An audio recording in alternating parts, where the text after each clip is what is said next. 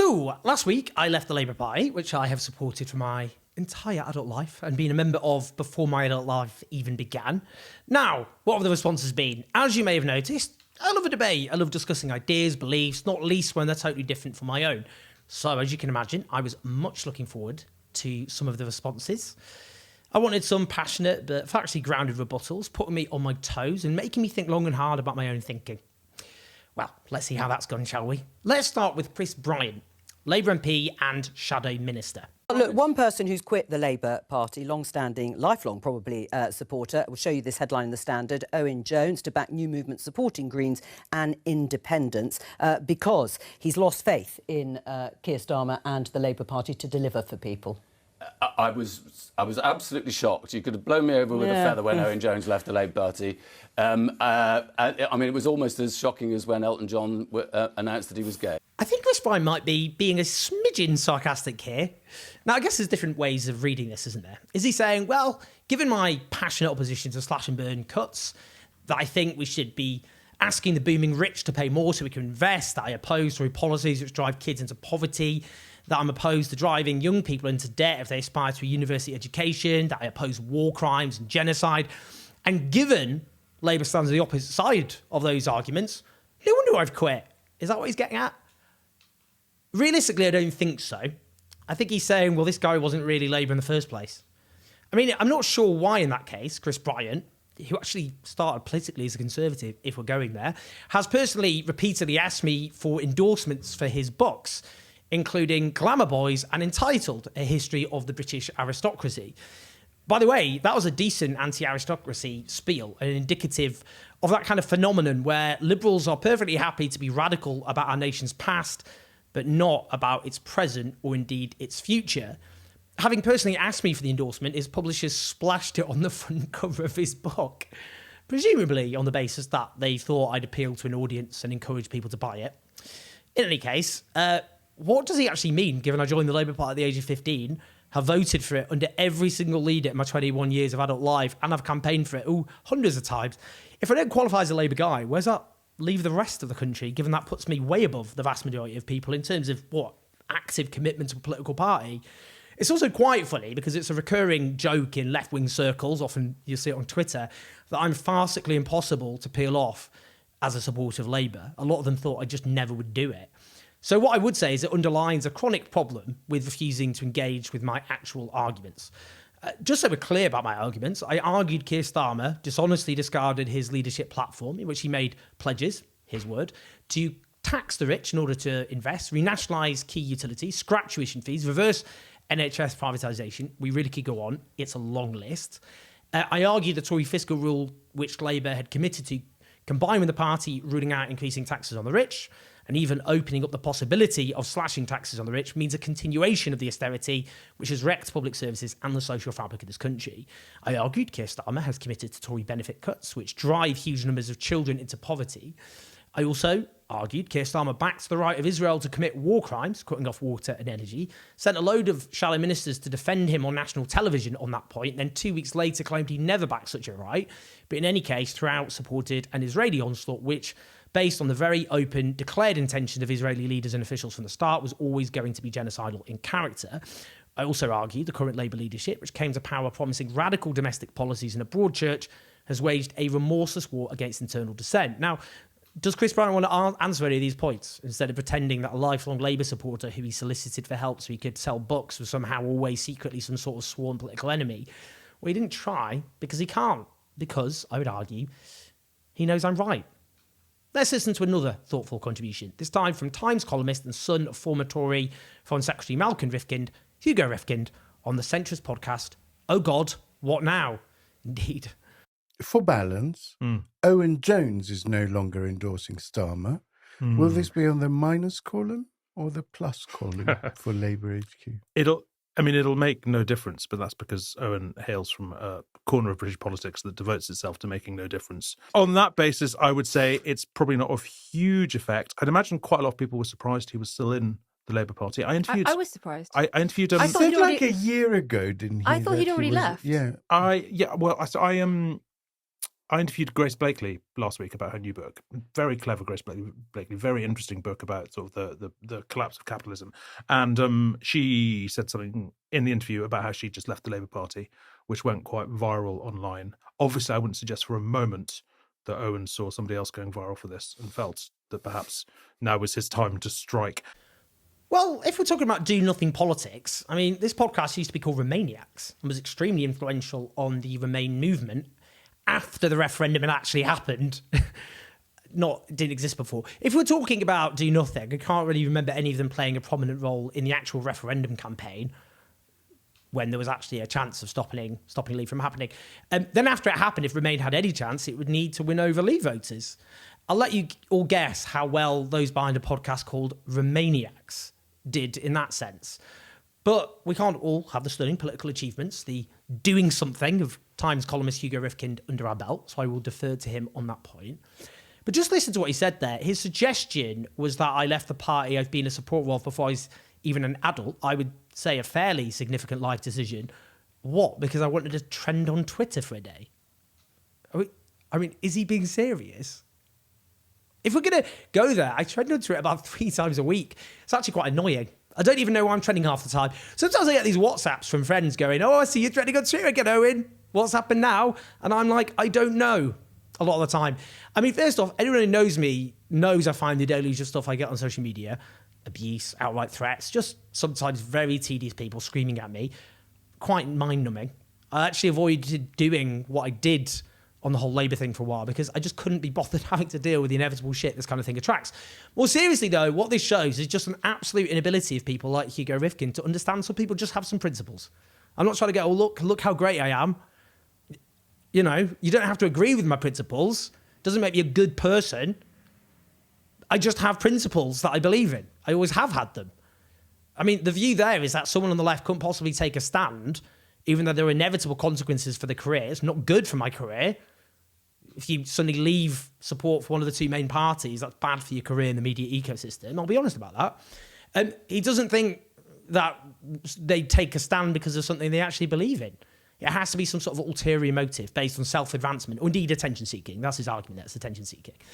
And I do have to ask to what degree that's projection. If you don't have strong burning principles yourself, which are embedded in your sense of self, my lifelong beliefs in things like public ownership, investment, taxing the rich, workers' rights, freedom for Palestine, you know, they're just part of my sense of self. If you don't have that yourself, then I guess you end up presuming other people don't either, because maybe you're driven by what you think is good for yourself personally, so you think others might be. Now, Hugo might respond there, "Well, that's getting a bit personal, Owen.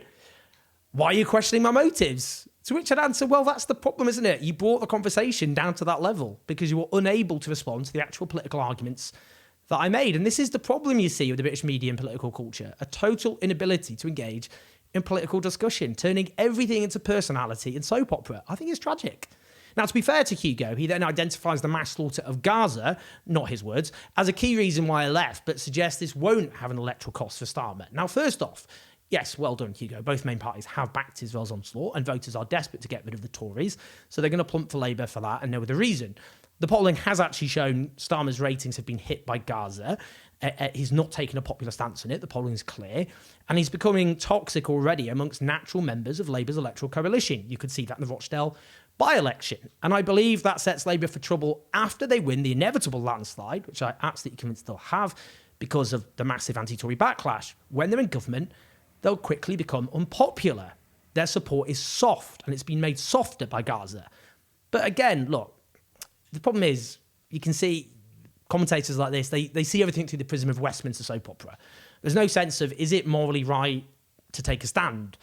If Labour was backing Putin's invasion of Ukraine, he wouldn't be reducing that to, what's the cost electorally here? He'd be more asking, well, is it the right thing to resign over something like that? And if I was going to go there, I might suggest Hugo, like a lot of my critics, as you'll see, has maybe a bit of a grudge. In this case, because 3 weeks ago, I responded to his column, "Whisper it, but Sir Keir Starmer is having a good war," which began with the line, "No, hear me out, what if Labour's having a good war?" I'll be honest, I thought that was an abhorrent column to write about a genocidal war, and I said so, and he wasn't happy about it. But you see, my objection was political, not personal. It wasn't about Hugo Rifkind. I don't know the guy. I've met him a handful of times in a professional setting. I'm sure his friends like him very much. But like a lot of my so-called colleagues in the media who don't like being called out because of their political positions, which they have, as you'll see, increasingly conflated with abuse and bullying in order to deflect scrutiny. Speaking of which, let's listen to Matthew Dancona, my former Guardian colleague. Do we need to explain who Owen Jones is, people? I think we should. Owen Jones is a columnist and activist. You've got to say that because it winds him up. If you don't call him a journalist, yes, and just call him an activist, he goes nuts on Twitter. Yes, and YouTube Imagineer, as they say in the Disney world, who, by the way, is his nickname in at the Guardian is Squealer in honour of the propagandist pig in Animal Farm. Animal Farm. No, yeah, so which is a fun fact. Lovely stuff there. If my colleagues want to pull the curtain back so the world can hear exactly what kind of environment I have to work in, that's up to them. I didn't do this, did I? I'm just commenting on responses to what I thought was a political contribution. Now, it's true that another colleague popularised the term squealer back in 2018, tweeting out, "Put a sock in it, squealer." I mean, it's not massively grown up, is it? It's not what I would call classic, that person's being a really, really adult about political disagreement. Unfortunately, it was then shared by a very amused, very right-wing blog, and that term ended up being integrated with lots of death threats and threats of violence I get. It is what it is, not after sympathy. I'm just saying, squealer is a term which gets bandied around by a range of people, including some people who are, take it to, let's just say, the nth degree. Now, I mean, all I'd say is the media's full of commentators who whip up bigotry and racism against marginalised minorities, who support slash and burn cuts, which I think have wrecked the country, cheered on the Tory party with all its raging disgraces. If you're one of the few dissenting voices from the left, well, it seems like you're kind of fair game. You can say what you want about them. I mean, some would say that's pretty basic playground-type bullying. I mean, the Evening Standard this week on that theme had a piece entitled "Jones Leaves the Farm," which said, "The fallout continues after left-wing columnist Owen Jones quit Labour last week. He says he cannot support Sir Keir Starmer's leadership. The move has drawn groans from detractors, including Guardian colleagues, some of whom dredged up an old nickname for him from the Jeremy Corbyn years, Squealer. It's a reference to the propagandising pig in George Orwell's Animal Farm. While the playground insult may have had some currency when Jones was supporting Corbyn, it doesn't make much more sense now Jones has jumped ship. They need to get creative." It's quite funny, actually, isn't it? It's just like, I've got an entire piece in the Evening Standard urging my colleagues to come up with a different term of abuse to describe me. It's quite that's the industry I'm in. I think it's useful. I just think people need to know, because the media is an important part of a democracy. How it functions is important for all of us as citizens. I guess, that kind of behaviour is relevant. So, I think it's important people know the sort of environment you work in if you're on the left. What I would say is it doesn't show, again, a massive willingness to engage in things I've said. I think it's just because my critics, a lot of them know what I've said is true deep down. They can't rebut it on factual grounds. They know Keir Starmer's leadership picture is dishonest. They know that kind of dishonesty was peddled by, say, if it was peddled by Boris Johnson, they'd be screaming blue murder about it, rightly. They know that Keir Starmer did defend the right of Israel to commit war crimes. And it makes my critics angry for those basic undeniable facts to be said out loud about what they see as their tribe, their faction. They see Starmer as one of their own. They don't really care, many of them, about trivial things like policy and substance. Doesn't really impact their lives. They care about vibes. Now, if we're going to go down the Squealer and Animal Farm route, I mean, that's a book about how a movement started preaching equality until it became indistinguishable from its opponents. Well, that sounds a lot like Keir Starmer's leadership of the Labour Party, doesn't it? Compared to the Conservatives. Pigs looking from pig, suddenly... It could be a story, I suppose, about how Labour and the Tories became indistinguishable. So maybe that characterisation doesn't apply more to my critics. Anyway, carrying on this theme, let's carry on. I'm enjoying this. I'm enjoying the political discussion that I've been treated to. Let's listen to a Keir Starmer support on GB News. Interesting choice of channel for them. Go on, Andy, who's your union jackass? Union jackass this week is Owen Jones. He's the last couple of days, he's quit the Labour Party. You know, to our disappointment, he's quit the Labour Party. He's started off this new weird, bizarre little faction thing that he's doing, and then he did that dreadful interview with Lewis Goodall. Honestly, I'm even disappointed in myself that I'm giving him more media attention. He's a little kind of Peter Pan wannabe. He needs to get out of our screens. You know what I mean? Really dislike the boy. Round of applause. I think me and Carol might endorse this one. I mean, Owen Jones isn't here to defend himself. I would like to just make that. He's in Netherlands. Make the point, and still it continues. We normally get you on to offer the balance here when it comes to the Labour stuff, and here I am doing it. But there we go. Right. Well, apparently Owen Jones is a strong contender. Again, great to hear someone engaging with the issues, with my arguments. So he chooses me as his union jackass, not puerile. I'm glad this is a really sensible, grown-up channel to engage with. His right-wing panellists, including Carol Malone, Google her for her back catalogue. Make sure you put on a hazmat suit before you start reading it, though. They whoop with pleasure. He's delighted by that. Look at his little face. Really chuffed. Yay, I've slagged off this lefty on GB News and a load of right-wingers are cheering me on. I think it's a good visual metaphor. I think this lot are perfectly happy getting kudos from the right as they attack the left. Fine. What's his substantive criticism? I'm a kind of Peter Pan wannabe. Kind of tricky to kind of work out where he's coming from there, to be honest. I mean, I get the gist is something to do with me looking young. I actually think I'm probably a lot older than that guy. But, I mean, a lot of criticism ever since I appeared in the media has centred on what some see as my, I think, kind of offensively youthful face. Some people seem quite angry about it. I'll be honest, in my 20s, I hated that. It really wound me up. When I went on Question Time, I was like, I want to make serious political points. And then people would be like, does his mum know he's up this late? Shouldn't he be doing his paper round? Lol.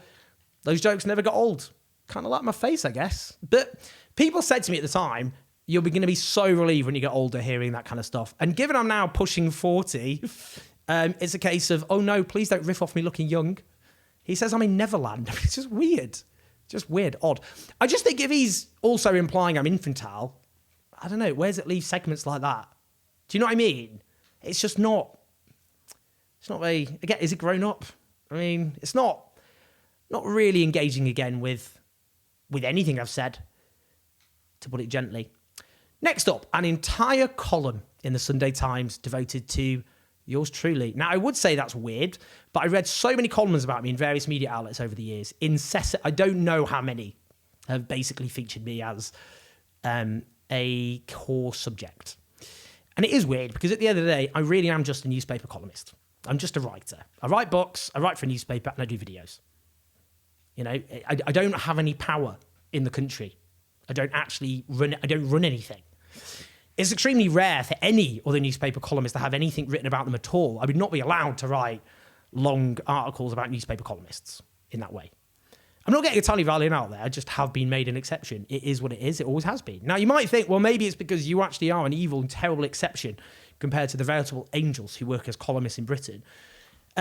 It's not actually about me. It's just how the left's treated within the British media. The left is seen and portrayed as dangerous, extreme, hateful, and just not legitimate political actors. I'll come on to that. Now, the Sunday Times column is entitled, Was Owen Jones a Once Bold Thinker Warped by Social Media? Yeah, warped. That's me all over. I won't name the author because they follow a rule which is followed by many of my colleagues in the media, which goes like this. They can say virtually anything they want about me, including, as it turns out, being paid whatever sum of money they're paid by the Murdoch Empire to churn this stuff out. I don't think it's massively dignified. You know, I'm frightened to know how much they got for it, or how much I've made columnists over the years who've pitched articles ranting about me. But if I respond in any way, that's bullying or abuse. To the point where if literally I reply to someone who attacks me or twists something I've said and defend myself, they go, pile on. It's worse than that. Some people criticise me and I don't respond. And then other people say, well, that's not true, or that's not what he said, and take them on. And then they accuse me of piling on them, even though I've not said anything, because I'm responsible for anyone who they claim as my followers, as though I'm basically like this kind of demonic figure who's like a puppet master who's in charge of all these people who can't think for themselves. Now, anyway, the article suggested that supposedly earlier incarnation of myself could be authentically be described as a breath of fresh air. That I was strident but thought-provoking, asking serious questions about class representation in the media and the dominance of elites in British life. It's not, I have to say, how I recall the way I was treated and seen. I've always been treated as a bit of an interloper. Before 2015, the left wasn't seen as a significant political movement, though. So after that, a lot of people who regarded themselves as centrist and moderate, got very radicalised and angry about the left to the point where, it kind of became a lot of their personalities, to be honest. They didn't like being criticised by that left, particularly on social media, and got actually very angry and certainly very annoyed about it. Even after the 2019 general election, they just presumed that the left would just go away. Firstly, they'd beg for forgiveness and then go and find a ditch and die and never be heard of again. They were like, we defeated them. They're gone. We don't need to deal with these people anymore. And that didn't happen. And they're kind of annoyed about it. They're like, why do we still have to listen to you? Why do you still exist? You're all supposed to be dead, politically speaking. The unfortunate truth for them is because there's just a lot of people in British society who do believe in the things we do. We do actually have a large audience for the things we talk about. You can see with Novara Media, the number of people they reach. And part of the objection we all get is this kind of Schrodinger's left phenomenon, which is that the left is simultaneously just totally irrelevant and can be ignored, but also has this huge army of support, which is intimidating. Now, anyway, the column says, today is a different matter. Jones remains a significant figure with more than 1 million followers on Twitter and the ability to shape the online debate. Goes on to say, and yet within Labour circles, the most common private reaction to Jones's highly staged announcement was shrugging surprise that he was still affiliated with the party. I love this kind of highly staged announcement thing. What does it mean? I didn't wake up in the morning and do it. No, that would be weird. Yeah, I did put some thought into the column I wrote about my decision and the video I did about it. It'd be weird if I didn't, if I just abandoned lifelong support for party on a whim. I mean, we're back to this. Well, surprised he was still affiliated to the party. I mean, I'm a lifelong supporter. I mean, I voted for Labour under Tony Blair. Anyway, it goes on. He might be able to summon an online mob with a single tweet, but the Jones band has been sullied by long service in the trenches of the culture wars. Once hailed as the voice of a generation, more than a decade of Twitter spats has made him a darker, angrier, and less interesting public figure. So this individual, who I won't name because, again, it'll end up in private eye. It probably still will. We'll go on to that because it is indicative of the ludicrousness of this entire narrative. The journalist has said, just for context, virtually nothing about Israel's mass slaughter of Gaza and has refused to oppose it, but has said a lot condemning opponents of this slaughter. Now, they went in hard on the idea that the slogan, from the river to the sea, Palestine will be free, is genocidal. I don't believe that, and I strongly object to that claim. That's not how the vast majority of people use it at all. It's a call for civil rights for Palestinians who are deprived of it from the river to the sea. Now, it's notable that the founding charter of Likud, which is the ruling party of Israel, uses almost the same formulation of from the river to the sea in terms of there only being one state, Israel, existing there. It's being used by the Israeli ambassador of the UK in the same way. Now, we know how they mean it in practice because we can see it in practice. Apartheid, occupation, siege, and now genocide. Now, this same journalist hasn't spent time condemning that or the multiple genocidal utterances of Israeli ministers and officials as they commit genocide. Instead, they just go on about the critics of Israel's genocidal war. Now, a British Palestinian called Hamid, who I follow, challenged them on this, and this journalist quote tweeted them saying it was explicitly and avowedly a call for genocide by a terrorist group who murdered more than 1,000 civilians, adding, "You snivelling apologist." As it happens, this British Palestinian is an opponent of Hamas and has condemned their war crimes. Now, I objected to a journalist dogpiling abusively on a British Palestinian while Palestine suffers a genocidal onslaught. Imagine a journalist had dogpiled a British Ukrainian, for example. So I responded that the said journalist that this was a vile response. And I said they had almost nothing to say about the mass slaughter of thousands of Palestinians, adding, so they hunt for evidence its opponents are the real moral disgraces. They complained about this. It was also written up by one of their personal friends in private eye, suggesting it was me who was in violation of social media guidelines. It's funny because in this Sunday Times piece, the article suggests I've become thinner skinned. Well, the British Palestinian citizen who was targeted understandably said he found this whole episode to be racist and unprofessional and believed it summed up the media's contempt for Palestinian people. Well, I strongly agree. And I think that was the point, the key point that needs to be made there. So in the article, the journalist says to clash with him on the site is to be barraged by personal abuse by his legion of followers, as I've learned firsthand on several occasions. I do think just doing long columns about Twitter beef, I mean, there really are people dying out there. But what this normally means is the journalist has said something criticising me, often very passionately, and I've responded. So last week he called me irrelevant, So relevant, as you can see, he's written an entire Sunday Times column about me. But you see, the rules are my critics in the media can say anything and then everything they want about me, which they do. You don't get columnists criticised in that same way. Again, if you consider the views of many British columnists, that's quite something. I mean, the Times newspaper, this is a Sunday Times, but they're sister papers, employs Giles Corrin, who actively celebrated the death of Dawn Foster, a young working-class leftist woman who works in the British media. I knew her well because she had once made the cardinal sin of referring to the fact it comes from a privileged family. The Corrins, of course, famous family. So when she died, he wrote, "Fuck off, on to hell, now where you belong." Another tweet in which he added, "Ha, ha, ha, ha, ha, ha, ha, ha." I'm not joking. That was what happened. Virtually no other journalist said anything about it, not even talking about all the journalists who said horrific things all the time about various marginalised minorities. Now, the point is, within the British media, it's seen as unacceptable to call out, I guess, public media figures who are on the right or in the centre for their politics. That's abusive. Unless they're left-wing, in which case, fill your boots. So to finish, look, I would love a good political discussion about the arguments and the issues. And it's not on offer. And I think that's actually a real shame. And I think it's bad for our democracy because we can't have proper discussion debates about crucial issues to do with the future of our country and the world, including on matters of life and death. And, to coin a phrase, we deserve better. Please like and subscribe. Share this video if you want. I'd love to hear your thoughts about the British media, which is what this was obviously about. Keep sharing the road on patreon.com/OwenJones84. I'll speak to you soon.